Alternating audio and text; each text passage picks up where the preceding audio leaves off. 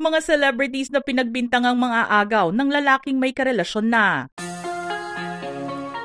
Maris Racal, ang aktres at singer ang itinuturong dahilan kung bakit nasira ang 7-year relationship ng kanyang ka-love team na si Anthony Jennings sa non-showbiz girlfriend nito na si Jam Villanueva. Lumabas din kasi ang balitang kaya rin nagdesisyon na makipaghiwalay si Maris sa boyfriend niya of 5 years na si Rico Blanco ay nahulog ang loob nito sa kapartner.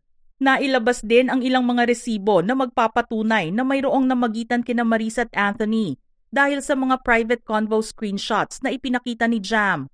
Ngunit sinabi ni Maris sa isang interview na walang kinalaman si Anthony sa hiwalayan nila ni Rico.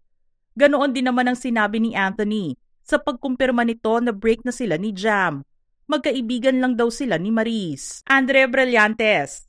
Nalagay naman sa sentro ng entertainment news si Andrea Brillantes nang mapag-usapan ang tungkol sa hiwalayan ng Katniel. Si Andrea kasi ang sinasabing dahilan ng mga panloloko ni Daniel Padilla sa ex-girlfriend niya of 11 years na si Catherine Bernardo. Ayon sa mga balitang lumabas, ay si Andrea rin mismo ang nagsabi at umamin kay Catherine na may namagitan sa kanilang dalawa ni Kuya Daniel niya. Matatandaan na inamin din ni Andrea noong siya ay bata pa na mayroon siyang crush kay Daniel. Marian Rivera. Ang pagkakadawit ni Marian Rivera sa hiwalayan noon ni Karil at Dingdong Dantes ang isa sa mga balitang hindi tinantanan ng mga netizens. Kainitan kasi ng serye ang pinagbibidahan ni Marian na Marimar kung saan kapareha niya si Dingdong nang lumabas ang balitang nagkakamabutihan ang dalawa. Ito rin ang naging dahilan kung bakit nagkaroon ng lamat ang relasyon ni Karil at Dingdong. Ngunit sinabi nilang magkaiba lamang ang kanilang mga priority sa buhay.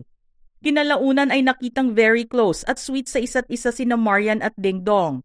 Pero nilinis ni Dong ang pangalan ng misis niya ngayon at sinabing hindi siya ang dahilan ng hiwalayan nila ni Karil noon. Heaven Peralejo. Pinag-usapan naman noon ang tungkol sa pagkakaroon ng relasyon ni Heaven at Kiko Estrada. Naging maingay ang balita tungkol dito dahil si Heaven ang sinasabing dahilan kung bakit naghiwalay sina Kiko at Devon Ceron. Nagkasama sina Kiko at Heaven sa ABS-CBN serya na Bagong Umaga at dito na nagsimulang umikot ang istorya tungkol sa kanilang namumuong relasyon. Ilang mga cryptic post din ang inilabas ni Devon sa social media na nagtuturo kay Heaven. Pinabulaanan ito ng aktres at naglabas ng pahayag at sinabing magkatrabaho lamang sila ni Kiko. Kalaunan naman ay nabalitaan na nasa isang relasyon na sina Heaven at Kiko. Julia Barreto. Isang malaking balita ang gumulat sa mga entertainment fans noong 2019 nang lumabas ang tungkol sa hiwalayan ni Gerald Anderson at Bea Alonzo. Sinabi ni Bea na ginost daw siya ni Gerald at bigla na lang hindi nagparamdam. Pinag-usapan din ang namuong closeness sa pagitan ni Gerald at Julia habang ginagawa ang pelikulang Between Maybe sa Japan. Itinanggi naman ng aktor ang alegasyon na si Julia ang naging dahilan kung bakit sila nagkahiwalay ni Bea. Di nagtagal ay umamin din sila sa kanilang relasyon. Yen Santos. Ang term na as a friend ay naging laman ng mga pahayagan at ginawang meme ng mga netizens matapos itong marinig sa bibig ni Paulo Contis habang ipinagtatanggol noon ang co-star niya sa A Faraway Land na si Yen Santos.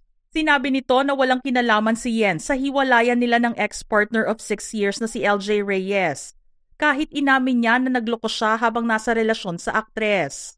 Pero di nagtagal ay umamin din sina Yen at Paulo sa kanilang relasyon na hindi na ikinagulat ng marami. Naghiwalay din kamakailan lang sina Yen at Paulo. AJ Raval.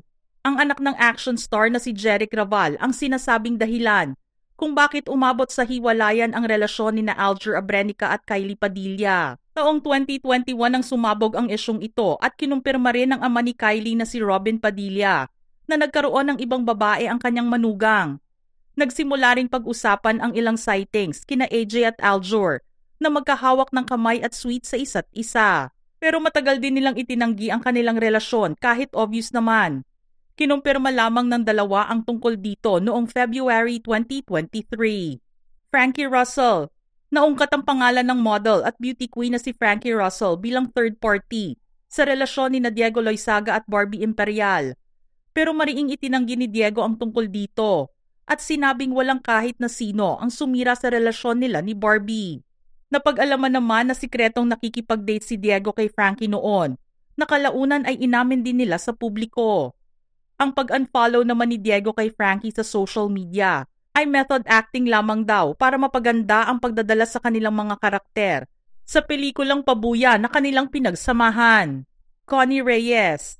Nagkaroon ng hindi magandang karanasan si Connie Reyes sa pagkakaibigan nila ni Dina Bonnevie. Si Connie kasi ang naging dahilan kung bakit nasira ang relasyon ni Dina at Vic Soto noon. Pinag-usapan ito noong 80s, lalo na noong isilang ni Connie ang kanilang anak na si Vico. Pero makalipas ang ilang taon, inamin ni Dina sa isang interview na nagkaayos na sila ni Connie. Sinabi ng aktres na inabot ng ilang taon bago nila naibalik ang pagkakaibigan nilang dalawa at matagal din bago nila napatawad ang isa't isa. Vanessa Del Bianco.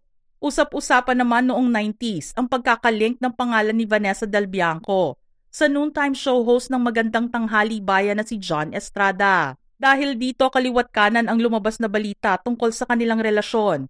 Si Vanessa rin ang itinurong dahilan kung bakit nauwi sa hiwalayan ang relasyon ni John kay Janice de Belen.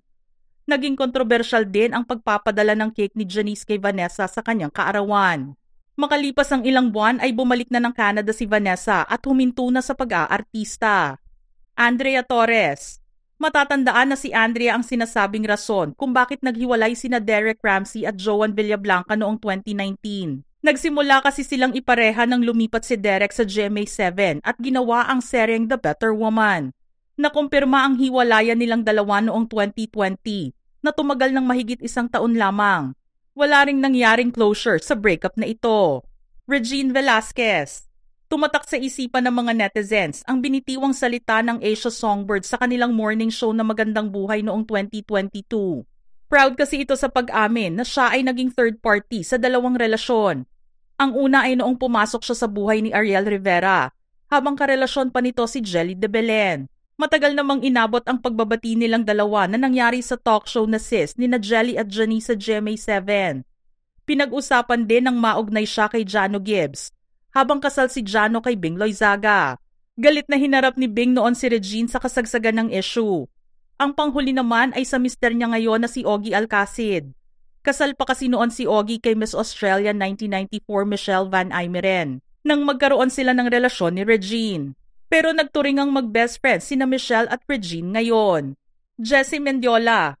June 2016 nang mapabalita ang pagkakaroon ng relasyon ng aktres na si Jessie Mendiola sa TV host na si Luis Manzano. Nangyari ito 5 buwan lamang matapos ang pakikipaghiwalay ni Luis kay Angel Locsin. Kaya naman si Jessie ang itinurong dahilan kung bakit nasira ang relasyon ni na Luis at Angel na 2 beses nagkabalikan noon. Sinabi ni Jessie na hindi siya naging third party sa relasyon ng dalawa dahil hiwalay na sina Angel at Luis nang manligaw ito sa kanya. Jacqueline Jose. Hindi itinanggi ng veteranang aktres na si Jacqueline Jose ang kanyang pagiging isang kabit o other woman sa buhay ng yumaong veteranong aktor na si Mark Hill. Nangyari ito nang magkakilala sila sa set ng isang pelikula noong 1988 at nahulog ang loob ng probinsyanang si Jacqueline sa aktor. Humingi naman ng tawad si Jacqueline sa pamilya ni Mark Hill lalo na sa asawa noon na si Bing Pimentel, ina ni Sid Lucero at Max Eigenman. Krista Ranillo. Isa sa mga pinakamalaking kontrobersiya na kinasangkutan ng anak ng veteranong aktor na si Matt Ranillo III, ang pagkakadawit ng pangalan niya kay Manny Pacquiao. Nagsimula ang usap-usapang ito nang sila ay maging magkatrabaho sa isang pelikula. Subalit itinanggi ni Krista ang akusasyon laban sa kanya at coincidence lamang na makita silang magkasama. Nachismis din siya noon sa aktor na si Michael De Mesa na asawa ni Gina Alahar. Ara Mina. Sinasabing si Ara ang dahilan kung bakit iniwan ni Pacquiao ang kanyang boxing training sa US noong 2007 at ipinagpatuloy na lamang ito sa Pilipinas. Bumida kasi ang dalawa sa 2007 Metro Manila Film Festival entry na anak ni Commander. Pero itinanggi nilang dalawa ang chismis tungkol sa kanilang love affair. Nagsalita naman si Jinky Pacquiao tungkol dito at sinabing hindi siya naniniwala na nagkaroon ng relasyon ang dalawa. Jody Santa Maria. Isiniwalat noon ni Iwamoto na nagkaroon ng affair si Jody sa kanyang boyfriend at naging asawa na si Mickey Ablan. Nangyari ito matapos na lumabas ang balitang inagaw umano ni Iwa si Pampi Lacson mula kay Jody na asawa pa niya noon. Sa paglilinaw ni Iwa, kasal pa si Jody kay Pampi noon At mag-on pa sina Iwa at Mickey nang ito ay mangyari. Di naman nagtagal ay nagkapatawaran sina Jody at Iwa at ngayon ay namumuhay bilang isang blended family. Mga ka-showbiz peeps, sino pa ang naiisip ninyong dapat na pasama sa ating listahan ngayon? Just comment below.